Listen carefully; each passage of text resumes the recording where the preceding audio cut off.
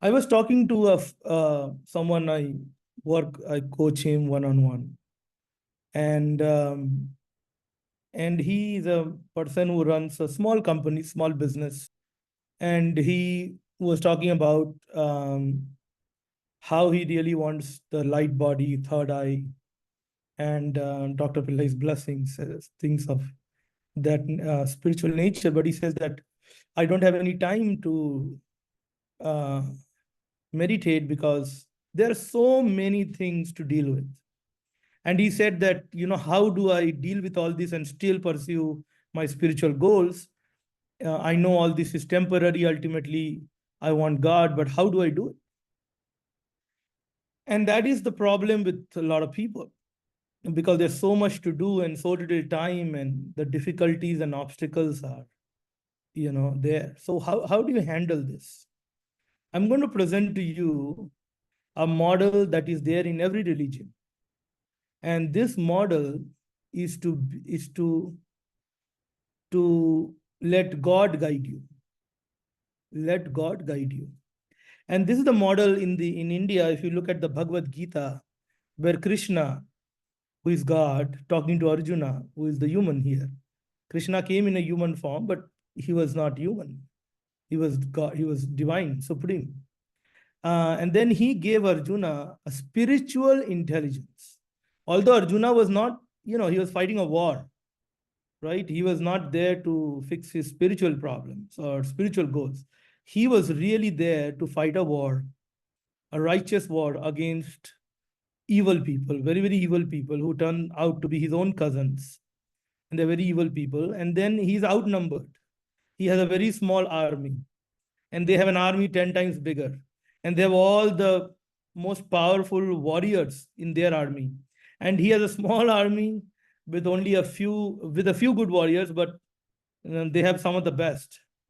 And even the 𝗔𝗯ance, the guru from whom Arjuna and his brothers who are fighting the war, Arjuna learned all the martial arts and archery, everything from his guru, 𝗔𝗯ance, who is fighting against him, who has taken the side of the evildoers, who is against him. So everything seems to be against him. And Krishna, whom Arjuna has been seeing as as somebody he has known all his life, he always saw him more as a human than divine. He knew there is something mysterious about Krishna, but he never imagined that Krishna would be God. That seemed a little far-fetched for him. Yes, I know him. Yes, he has a lot of divine qualities. But to think that he is God, that's crazy for him, because he said, I have known him all my life. He's my relative. I know him. He's my distant relative. But he's not God. And that baffled his understanding. How is this possible? Someone in a human body can be God. It doesn't make any sense. And he constantly argued with Krishna. Krishna tried to teach him in different ways. He constantly argued. Ultimately, Krishna said, this is not going to work. So Krishna touched his forehead and gave him a third eye experience. And Arjuna's third eye opened momentarily, not forever, momentarily. And he saw the true form of Krishna. He saw that Krishna was the universe, that all the gods, all the planets, the entire solar systems, all the galaxies were within Krishna. He saw that form through his third eye, not through the physical eyes. And he got terrified, because we all want to see God, but to see God will destroy you, because we don't have the capacity to withstand the majesty, the glory, the infiniteness of God. God is infinite. And we have no idea of infinite. We can talk about infinity mathematically. We can talk in terms of the word infinity, but we have no idea of infinity, because nothing around us is infinite.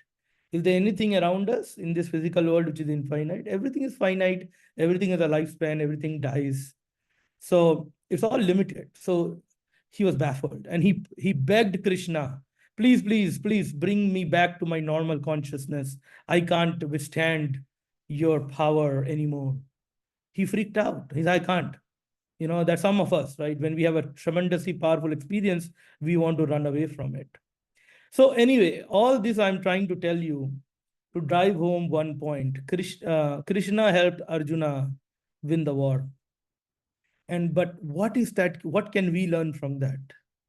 If you have the presence of God with you, not once in a while, but all the time, you will accomplish things which are beyond your capacity, which are well beyond your capacity, but with no anxiety and stress.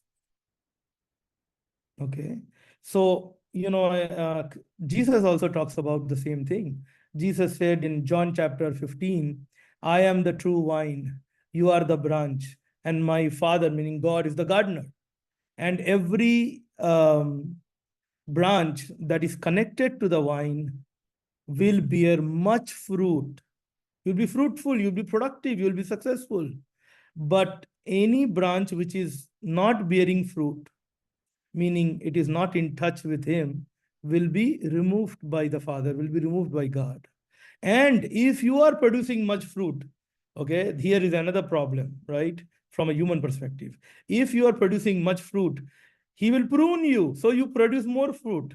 But pruning itself is a process of cutting out all the undesirable qualities. So you will go through some difficult situations too, so that you can be more successful.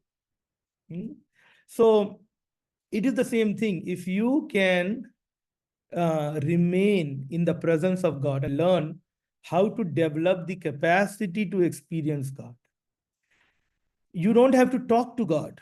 God will talk to you. Okay.